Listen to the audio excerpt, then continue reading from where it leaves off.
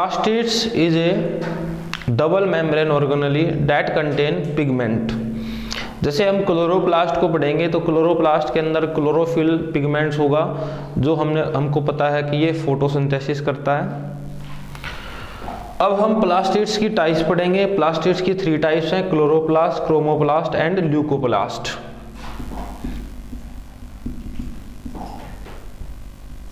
Student, chloroplast जो है इसके अंदर इट कंटेन क्लोरोफिल। क्लोरोफिल क्या है? एक ग्रीन कलर पिगमेंट है। It is a green colour pigment. और इस पिगमेंट होने के कारण ये ऑर्गेनेली जो है क्या करती है? फोटोसिंथेसिस करती है प्लांट के अंदर। और क्लोरोप्लास्ट जनरली मिलता है मीजोफिल सेल के अंदर। कौन सी सेल के अंदर? Mesophyll cell of the plant. जैसे डायग्रामेटिकली देखें तो मीजोफिल सेल का डायग्राम कुछ इस तरह से हो सकता है, मीजोफिल सेल का डायग्राम कुछ इस तरह से हो सकता है। तो ऐसे मीजोफिल्स को बोलते हैं स्पोंगी मीजोफिल, और ऐसी मीजोफिल को बोलते हैं पैलिसेडे मीजोफिल। और इनके अंदर आप जैसे देखोगे तो आपको डॉट डॉट जैसे क्या मिलेंगे? क्लोरोप्लास्ट मिलेंगे। फिर इसी के कंपैरिजन में हमारा टॉपिक है क्रोमोप्लास्ट। क्रोमोप्लास्ट में क्या मिलते हैं? येलो, रेड एंड ऑरेंज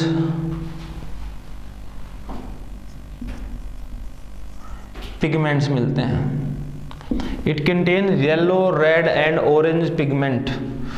जैसे कैसे पिगमेंट? जैसे हमारे पास एक पिगमेंट है जेनेथोफाइल, हमारे पास एक पिगमेंट है कैरोटिनोइड्स या कैरोटीन। जेनेथोफिल येलो कलर का पिगमेंट है। फिर हमारा क्वेश्चन आता है कि जो क्रोमोप्लास्ट के अंदर येलो, रेड, ऑरेंज पिगमेंट होते हैं, ये क्या काम करते हैं? ये फ्रूट को, फ्लावर को कलर देने का काम करते हैं। जैसे यहाँ पे ग्रीन पिगमेंट है लीफ के अंदर, ऐसे ही जैसे फ्रूट है या फ्लावर है उसको कलर करने का काम कौन करते हैं? क्रोमोप्लास्ट के जो ये जेनेथोफाइल कैरोटिनोइड पिगमेंट प्रेजेंट है। फिर हमारा टॉपिक आता है ल्यूकोप्लास्ट। ल्यूकोप्लास्ट क्या है? ल्यूकोप्लास्ट के अंदर क्या होता है? फूड। ये कलरलेस ऑर्गेनेली है। कैसा? ये कलरलेस ऑर्गेनेली है। इसमें कोई कलर नहीं होता, तो इसका काम क्या होता है? फूड को स्टोर करने का काम होता है। इसके भी क्या है? 3 टाइप हैं, अमाइलोप्लास्ट, एलियोप्लास्ट एंड एल्यूरोप्लास्ट। जो अमाइलोप्लास्ट है वो स्टार्च को स्टोर करता है, या मैं कह सकता हूँ किसको स्टोर करता है? कार्बोहाइड्रेट्स को स्टोर करता है। ऐसे ही जो एलियोप्लास्ट है वो स्टोर करता है फैट को। किसको स्टोर करता है? फैट को। ऐसे ही जो एल्यूरोप्लास्ट है वो स्टोर करता है प्रोटीन को। ठीक है, तो हमने पढ़ा प्लास्टिड में chloroplast, chromoplast and leucoplast. Chloroplast में क्लोरोफिल है, क्रोमोप्लास्ट में येलो, रेड, ऑरेंज पिगमेंट है जेनेथोफाइल और जैसे कैरोटिनोइड्स।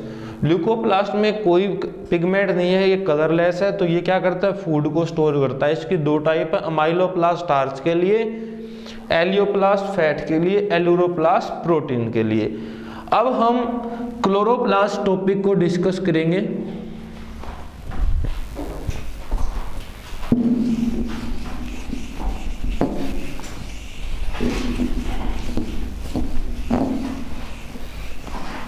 प्लास्टिड्स में हमारा मेन टॉपिक है क्लोरोप्लास्ट। क्लोरोप्लास्ट क्या है? एक डबल मेम्ब्रेन ऑर्गेनेली है। इसके पास आउटर मेम्ब्रेन भी है as well as inner membrane. Chloroplast have 2 main structure. One structure is called grana. इस तरह से जो एक स्ट्रक्चर बनता है जिसको हम बोलते हैं ग्रेनम। और यहां जो पार्ट बच गया है इसको बोलते हैं स्ट्रोमा। तो 2 ही मेन पार्ट हैं, एक तो ग्रेना और एक है स्ट्रोमा। जो ग्रेना है, मेरे पास मान लीजिए ये एक मेम्ब्रेन है, इसका नाम मैंने रख दिया थालाकोइड मेम्ब्रेन। ये थाइलाकोइड मेम्ब्रेन अपने आप को कुछ इस तरह से अरेंज करती है। तो जो ये अरेंजमेंट बनती है, इस अरेंजमेंट को बोलते हैं ग्रेनम। और इस थाइलाकोइड मेम्ब्रेन के अंदर क्या होते हैं, इस थाइलाकोइड मेम्ब्रेन के अंदर क्या होते हैं, फोटोसिंथेटिक पिगमेंट होते हैं। फोटोसिंथेटिक पिगमेंट होते हैं, जैसे क्लोरोफिल। ये जो क्लोरोफिल है ये लाइट एनर्जी को हार्वेस्ट करता है, लाइट एनर्जी को हार्वेस्ट करता है, और इस हार्वेस्ट से ये हेल्प करेगा केमिकल एनर्जी बनाने में। तो इस granum is made up of thylakoid membrane and the thylakoid membrane contain chlorophyll like molecules. अब स्ट्रोमा में क्या है, stroma contain enzyme.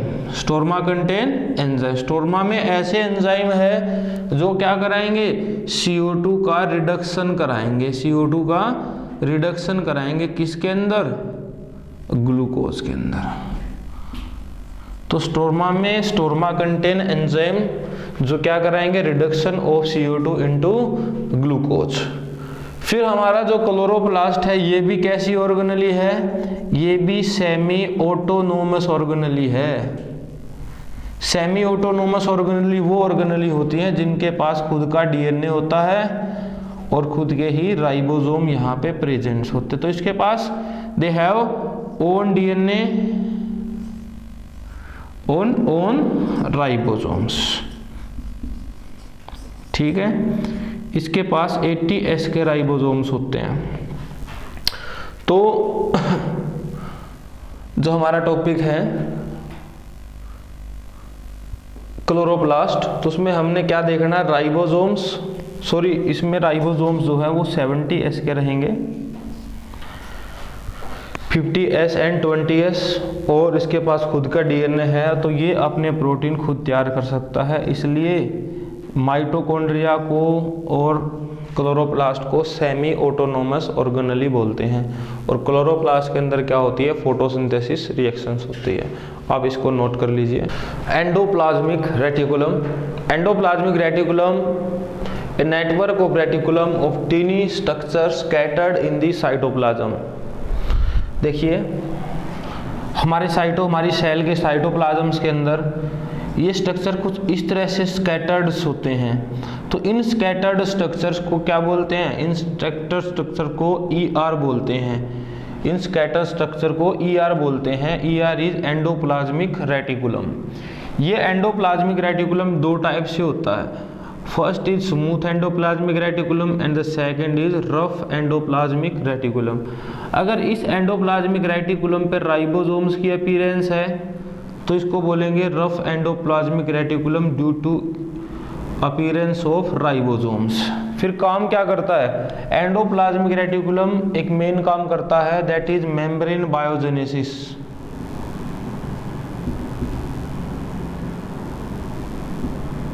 Membrane biogenesis क्या होती है, synthesis of membrane. Synthesis of membrane में जो स्मूथ एंडोप्लाज्मिक रेटिकुलम होता है वो लिपिड्स की सिंथेसाइज करेगा, और रफ एंडोप्लाज्मिक राइबोसोम्स की वजह से जो है प्रोटीन की सिंथेसाइज करता है। और हमारी मेम्ब्रेन को क्या चाहिए, हमारी मेम्ब्रेन को लिपिड और प्रोटीन चाहिए है।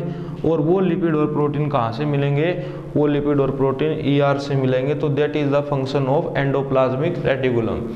जो एंडोप्लाज्मिक रेटिकुलम है हमारे साइटोप्लाज्म के इनसाइड जो इंट्रासेलुलर स्पेस है उसको दो पार्ट्स में डिवाइड करता है। One part is luminal inside ER and other part is extraluminal inside the cytoplasm. So that is the function of endoplasmic reticulum and it is divided into two parts. अब हम topic करेंगे lysosome is called suicidal bag of the cell.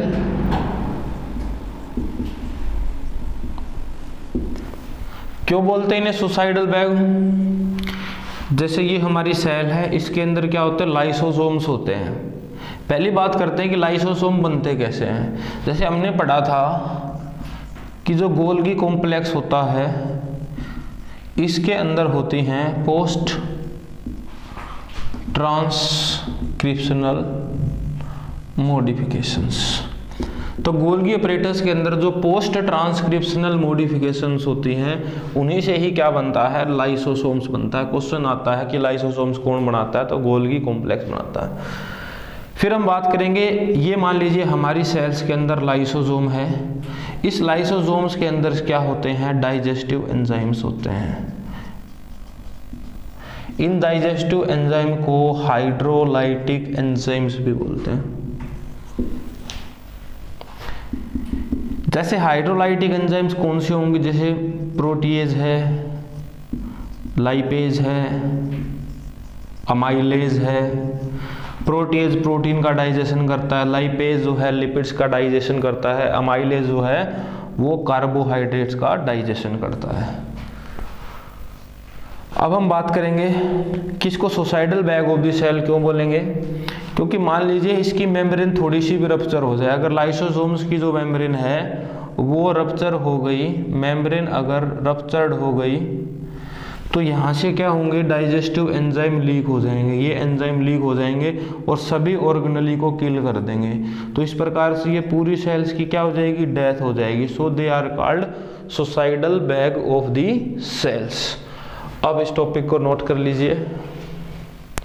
अब हम topic start करेंगे, vacuole, ribosomes और Golgi complex. Vacuole contain water, sap and excretory product of the plant. देखिए ये मान लीजिए मेरे पास कोई एक प्लांट सेल है, इस प्लांट सेल का जो सबसे ज़्यादा जो स्पेस एक्वायर होता है वो कौन एक्वायर करता है, it is acquired by vacuole. Vacuole जो है प्लांट सेल्स के अंदर 90% तक स्पेस को एक्वायर्ड कर सकते हैं और इन स्पेस में क्या होता है, वाटर, सैप और इसका एक्सक्रीटरी प्रोडक्ट होगा।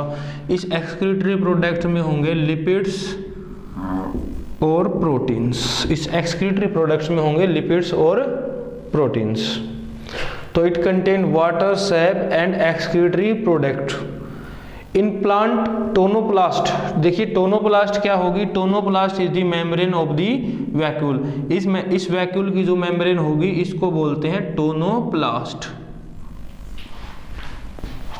टोनोप्लास्ट क्या है, tonoplast facilitate the transport of number of ions and other minerals against the concentration gradient. Against the concentration gradient क्या होता है, जब चीजें लो कंसंट्रेशन से हाई कंसंट्रेशन में जाती हैं तो उसको बोलते हैं अगेंस्ट दी कंसंट्रेशन ग्रेडियंट। ऐसे ही वैक्यूल्स हमने पढ़े थे अमीबा के अंदर। अमीबा के अंदर कैसे वैक्यूल्स होते हैं, कॉन्ट्रैक्टाइल वैक्यूल्स होते हैं। ये वैक्यूल अमीबा के अंदर जो है एक्सक्रीटरी प्रोडक्ट को बाहर निकालने के लिए होते हैं, एक्सक्रीशन के लिए होते हैं। और बहुत सारे सेल्स के अंदर क्या होते हैं, फूड वैक्यूल्स होते हैं। इन फूड वैक्यूल्स के अंदर क्या हो सकते हैं, डाइजेस्टिव एंजाइम्स होते हैं और ये डाइजेशन में जो है हेल्प करते हैं। तो आपने ये भी ध्यान रखना है कि फूड वैक्यूल्स क्या होते हैं और कॉन्ट्रैक्टाइल वैक्यूल्स इन अमीबा क्या काम करते हैं, एक्सक्रीशन का काम करते हैं। तो वैक्यूल प्लांट सेल्स के अंदर होते हैं, लार्ज स्पेस को एक्वायर करते हैं। और जो टोनोप्लास्ट मेम्ब्रेन है, इससे क्वेश्चन आता है कि क्या ये मिनरल्स को ट्रांसपोर्ट में हेल्प करती है, यस हेल्प करती है। और अगेंस्ट दी कंसंट्रेशन ग्रेडियंट जो है मिनरल्स का ट्रांसपोर्ट कराती है। फिर हमारे पास टॉपिक है ribosome. Ribosome is discovered by George Palade. Ribosomes के बारे में हम बहुत पढ़ चुके हैं कि राइबोसोम्स क्या है, power protein factory of the cells होती है। क्या होती है, protein factory of the cells होती है। क्यों होती है, क्योंकि जो डीएनए इंफॉर्मेशन देता है एमआरएनए पे, उससे उस इंफॉर्मेशन से राइबोसोम जो है प्रोटीन बनाने का काम करता है।